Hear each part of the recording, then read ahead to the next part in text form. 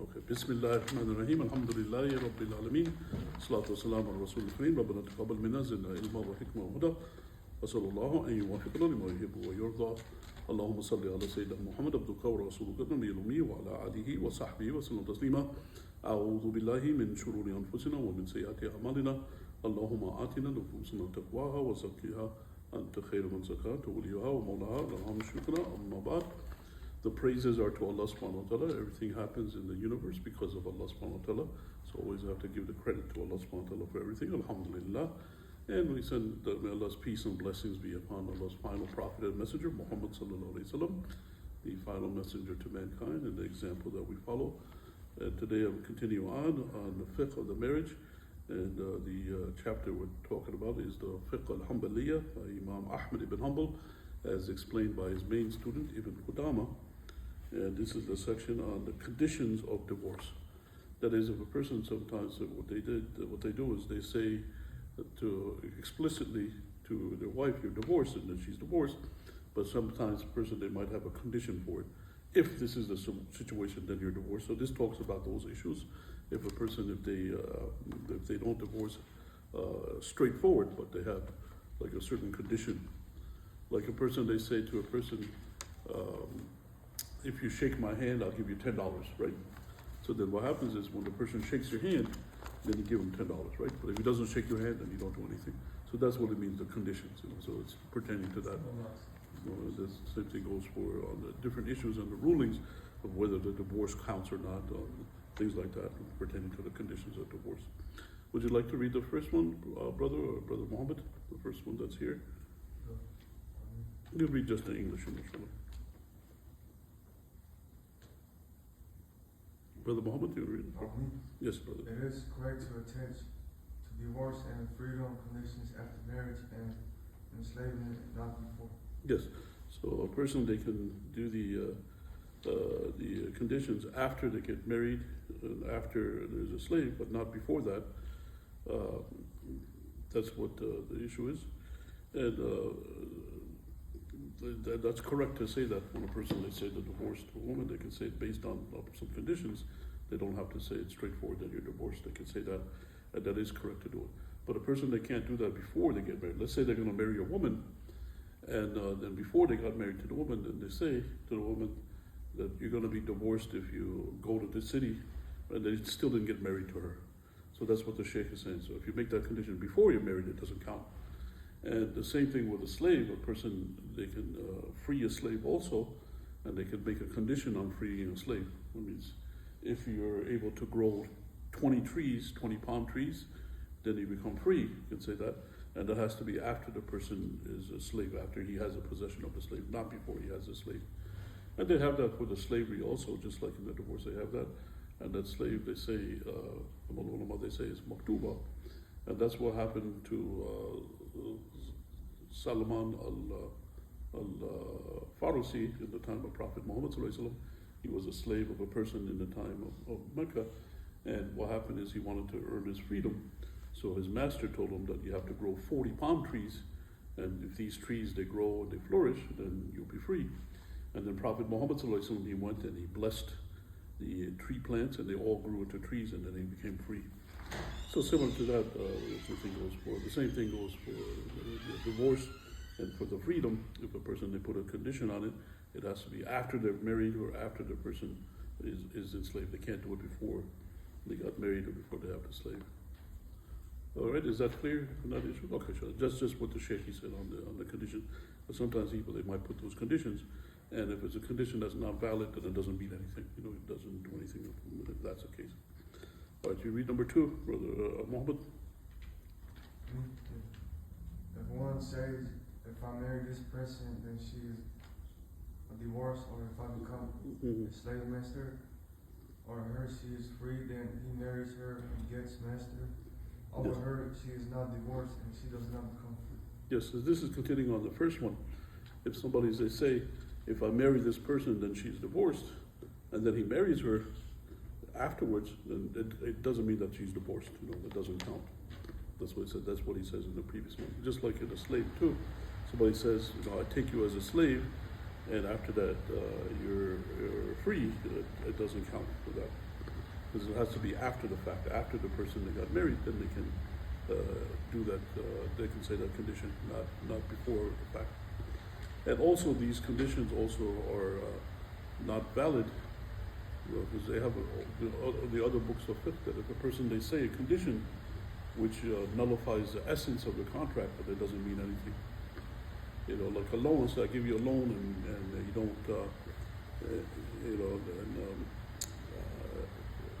I give you a loan and you don't have to pay me back after I give you the loan. So that's not, it's just a gift. So that's not the essence of the contract. So the same thing goes with the marriage. He said, I get married to you and I'm not going to do these things that's involved in the marriage, make that condition, but that condition is invalid. Some of the ulama, they say that. But anyway, the sheikh over here, he said that it's got to be afterwards. You know, after a person to get married, then they can make those conditions that the person is divorced, not before they get married. That's not allowed. And likewise with slavery, he mentioned those things there. And he gave that example. If he says to a woman, if I marry you, then you're divorced, then that doesn't count, because he didn't marry her yet. You know, so that's it. In this chapter over here, what it says is it's also the rhetoric, the things that people they say, and the sheikh, he explains what's the meaning of those things that they say. But sometimes people, they'll say particular things, and it's confusing. What does it mean, the things that they say, and what does it count or not for that divorce or not? So he explains that over here in this section over here, Sheikh Ibn Qudamah on the Hanbali fiqh, on the fiqh of Ahmad Ibn Hanbal. Is that clear so far, that these 2 points?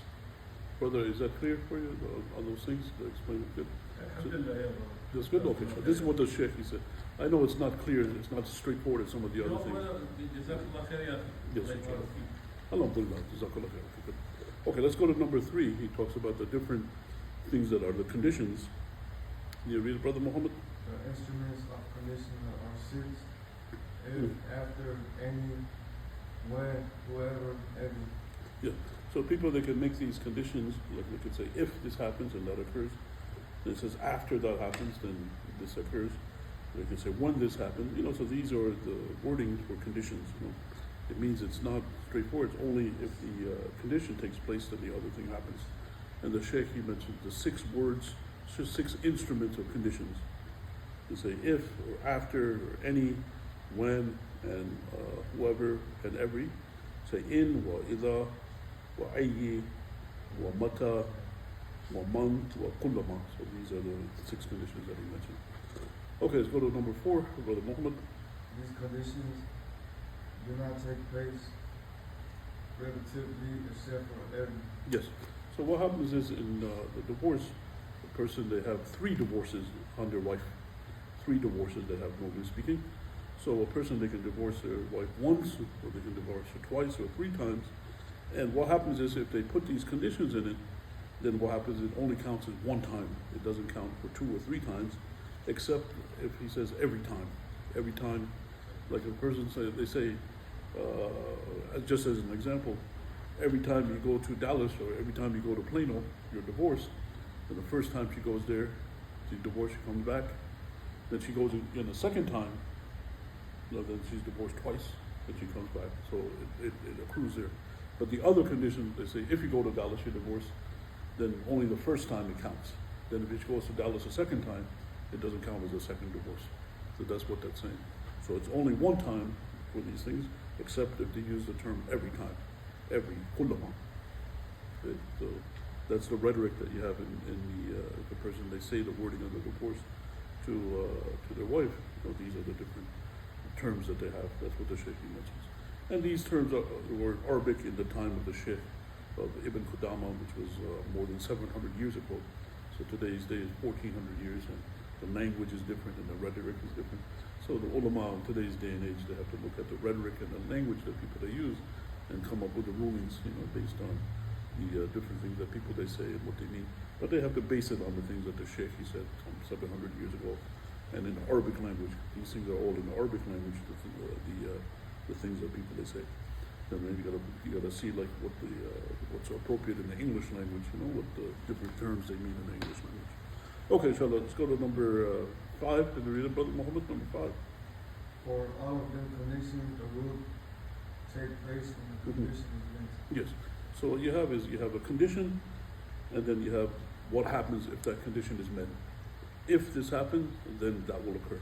So for all these cases here, when that condition is met, then the objective happens. And over here in this case is a divorce. If the condition is met, then the divorce occurs. So that's what the Sheikh is saying. And all those 6 instruments or conditions. If one of those occur, then the divorce happens in those cases. If or after or any or when or whoever or every one of those then occurs, if that takes place. Okay, go to number 6. When he says if you stand you are divorced, Mm-hmm. and she's staying, she's divorced as the condition on rebels. Yes, so this is the example of it. If a person says to his wife, if you stand up, then you're divorced, then what happens is she's not divorced, but then when she stands up, then because that condition is met, then she ends up being divorced. Right? Is that clear on the condition? It's like programming. Have you guys ever done computer programming? The computer program you have, the different programs. If this happens, then they do this, or they have all those things on there. So it's similar to that in the computer. If X is greater than 7, then then we'll do something. So it's similar to that. If something occurs, then the divorce occurs. And this is the example. The person, they say to their wife, if you stand up, you're divorced. And then when she stands up, then the condition gets raveled, and then she becomes divorced. Okay, all right, inshallah. Let's go to number 7. If he says every time Mm-hmm. you stand your divorce, she becomes divorced every time she stands. Yes. So if you use the word Qudamah every time, so this means not just one time, but every time she does it. And like the example I gave before, if you say every time you stand up, you're divorced, so she stands up one time, right, she's divorced one time.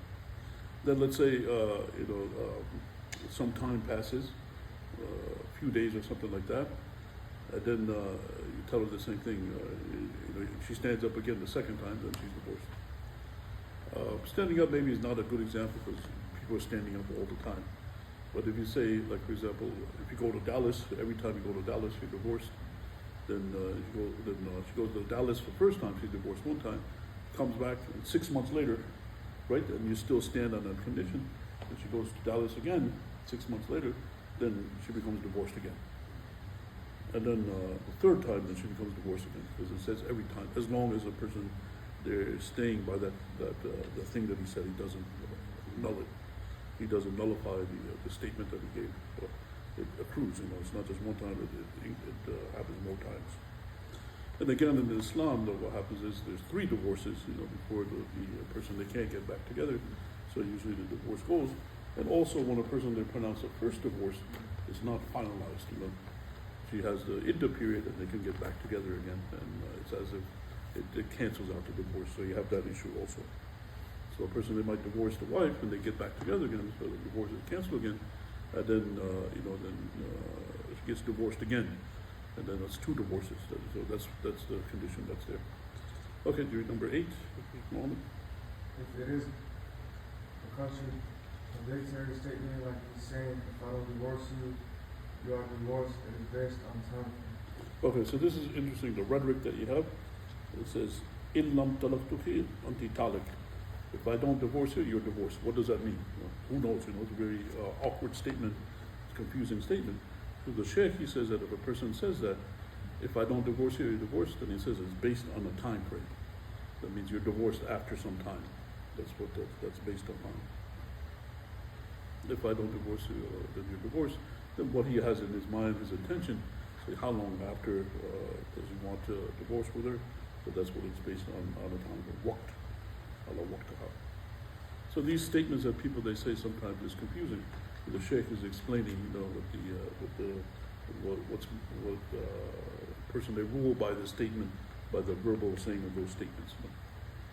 So it's based on a time frame with the person. They say if he says those words, if I don't divorce you, you're divorced. That's what it says, and it's just time before she becomes divorced. That's what the person they meant. Okay, that's number 8. And again, the man, he can divorce a wife anytime. He's not restricted to that. The woman, she can't divorce her husband. She has to go to the judge, the khula, to do annulment. But the man, he can do divorce anytime that he wants. That's his right to do so. So bear that in mind. Yes, the woman has to go to a judge, or the Muslim judge that's there. But she can't do the divorce herself. She has to go to somebody and they have to do the annulment on her behalf. A woman's not allowed to divorce in Islam. She has to go to, if she wants to separate, she has to go to the judge, and the judge has to look into it and tell her the reason. And the reason for that is because she accepted the dowry and she accepted the support. So she accepted all these things that the man that they gave her, and now she's breaking her deal. Because the man gave her all these things in order for her to be his wife. And now, she's breaking the contract, so the judge is going to look into it, and the Muslim judge will try to conciliate between them. But she has to do that. In the time of Rasulullah sallallahu alaihi wasallam, that's what happened. A person, they married somebody to a woman, and he gave her a garden, and the woman said, I don't find any fault in this man, but I don't want to be with him. So Rasulullah sallallahu alaihi wasallam said to her, are you willing to give his garden back to him? And she said, yes. Then Rasulullah sallallahu alaihi wasallam said, take your garden back and divorce her. So that's what you have, and that's the rule that you have for women. She cannot do the divorce on her own. She has to go to a judge to do the divorce. But the man, he can do divorce anytime that he wants. That's his right to do so. Okay, inshallah, let's go to number 9. Brother Muhammad, read that one. If he does not intend a specific time, the divorce does not take place except for the last possible time. Yes. The last part of the spouse life. Yes. So in that statement there, if you're not divorced, if I don't divorce you, you're divorced. So what that means is what he intends for the time frame. When does he want to divorce her? A week later, a month later, a year later, something like that. But if he didn't intend any time, then what happens is they don't get divorced. Only the last possible time. That's what the Sheikh said. The last possible time in their life. And that's never going to happen. So that's what happens in that statement. If a person, they use those words. If I don't divorce you, you're divorced. Then what that means is, what did he intend by after? How long it's going to be before he divorces her, and what his intention is on how long after. And if he didn't have an intention for a particular time, then it just keeps going forever, until the last possible time, which in that case would be he'll take his word back eventually afterwards. It's not going to be divorced eventually after a long period of time. Okay, inshallah, that's number 9. Read number 10, Brother Muhammad. These are hard things over here. This is just the rhetoric, the statements that people that say. So on this chapter here, it talks about the rhetoric, the statements that people that say on the divorce, the conditions of a divorce. That's what they say. Okay, number 10, Brother Muhammad, you read that one. The rest of the instruments are immediate. Yes. So the wording that they used before, if I don't divorce you, you're divorced, that's based on time. But the other things that he says, then the divorce takes place immediately after the condition is met. Like if the person says to the woman, if you stand up, you're divorced, then she stands up, then she's divorced immediately. It's not a time frame afterwards. And all the other conditions that are there also mentioned previously in the if and after and any and when and whoever and every. So it takes place immediately. There's not a time frame afterwards. If the condition is met, then immediately she becomes divorced, not sometime after. Okay, should we read the next one? When he says, when I don't divorce you, you are divorced, she is divorced based on the state. Yes. So in this one here, the wording that a person says, when mata, I don't divorce you, then you're divorced.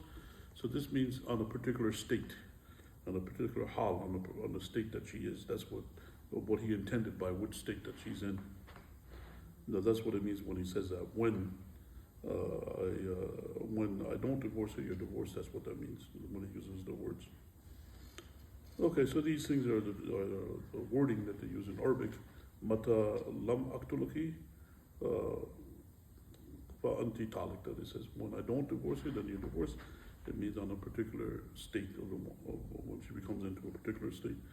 Like when she becomes, let's say that if she becomes weighs more, say in that state, or she becomes menstruating in that state, then what he intends by that, that's what he means. That's what that wording means. That's what the Sheikh, he said in the interpretation of what those words they mean. And if a person, they're making a judgment if the person divorced or not, they have to, they have to interpret it that way. Okay, let's go to number 12. If he says every time I don't divorce you, you are divorced, then when the time comes where it is allowed to divorce 3 times, she is divorced 3 times. Okay, so this is very dangerous, those words that he says. It says every time I don't divorce her, you're divorced. Then when the time comes when she's allowed to be divorced, then she becomes divorced 3 times at that time. Because what happens is in the divorce, it's not allowed to divorce the woman if she's in the menstruation or in the period that she is pure, that a person had a sexual relation with her. It's forbidden to divorce her in those times. So if he says that, then that's what it means with these words here. Every time I don't divorce her, you're divorced. That's what it means. Then when she becomes permissible to be divorced, then she becomes divorced. And then likewise 3 times. Okay, this is hard to follow. It's a little bit confusing, the terminology. But that's how the Sheikh explains it. Okay, you go to number 11, Brother Muhammad. Number 13. Yes, number 13, I'm sorry. If he has sex with her and says every time you're going to give birth to a child, you are divorced, and she gives birth to twins, she is divorced with the first and confirmed with the second, and goes into the death, both are pure and has not finalized divorce. Yes. So let's say a man says to a woman, if you give birth to a child, then you're divorced. And then she gives birth to twins. What happens in that case? So the Sheikh said in this case, for the first child that she gives birth to, she becomes divorced, and the second one affirms it. And she becomes divorced only 1 time, not twice. Even though she gave birth to two kids, twins, she was only divorced 1 time. And she has that idda period before it's finalized, so that's what happens, So in that particular case, that happens.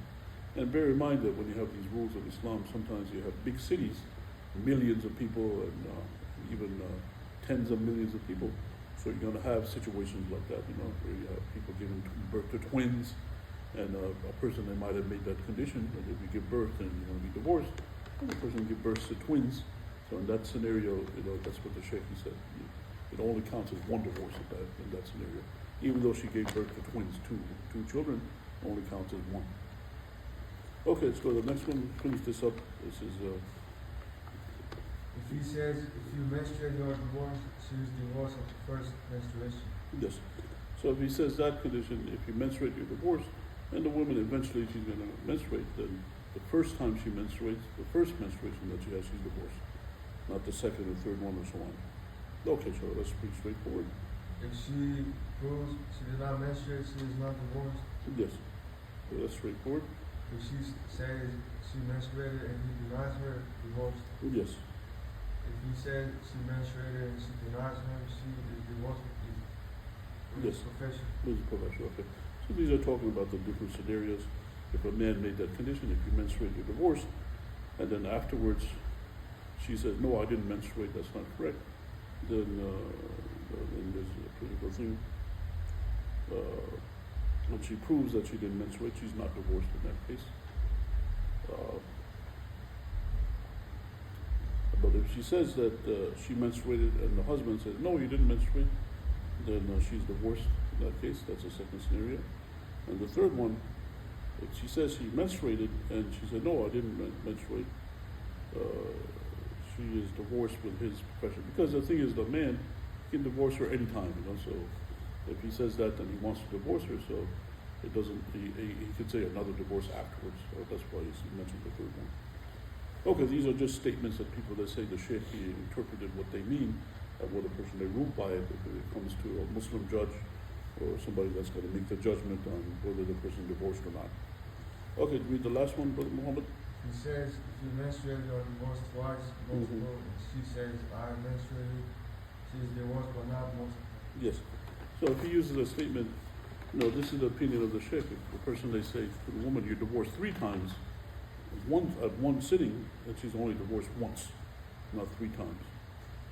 That's what the Sheikh says. And only if he takes her back and has sexual relation with her, then it increments the second one and the third one. So over here, if he says that, if you menstruate, you're divorced twice, that doesn't count as twice, only 1 time. Okay, is that clear, Hanan?